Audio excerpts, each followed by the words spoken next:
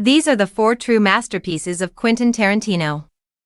It's still uncertain what Quentin Tarantino's 10th and presumably last picture will be as of midway through 2025, but it's always been obvious that his 9 previous films are excellent. This only applies to the films that he has directed, since several other movies were written by him alone. He also appeared in the film From Dusk Till Dawn, which is one of them.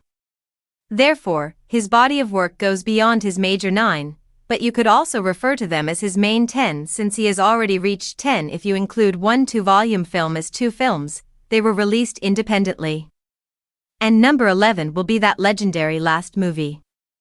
Don't tell Tarantino if you believe so, however, since he takes that one movie into consideration. Additionally, it will be regarded as a single film for this ranking. Regarding that rating, it's rather simple.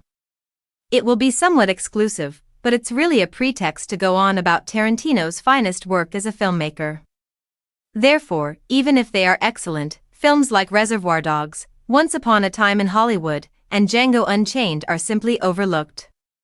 The world is harsh, and just as many of Quentin Tarantino's films conclude with around 2/3 of the characters slain in some fashion, more than half of his films have also been released.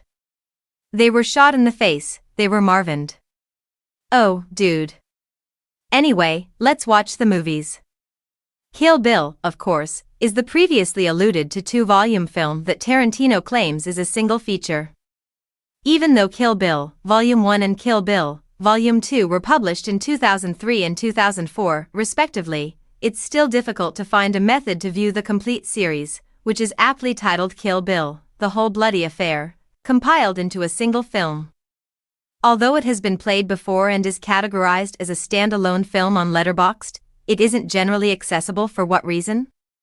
Although seeing volumes 1 and 2 back-to-back is a bit annoying, you do get a very comprehensive picture, and because most people are forced to make do with that, it makes Tarantino's emotions about the whole thing being one film a little more difficult to swallow. However, you make the most of what you have. On many times, the main character in Kill Bill does just that. She emerges from a subterranean coffin armed only with her fists, a pocket knife, and a flashlight. However, that is a little ahead of the curve.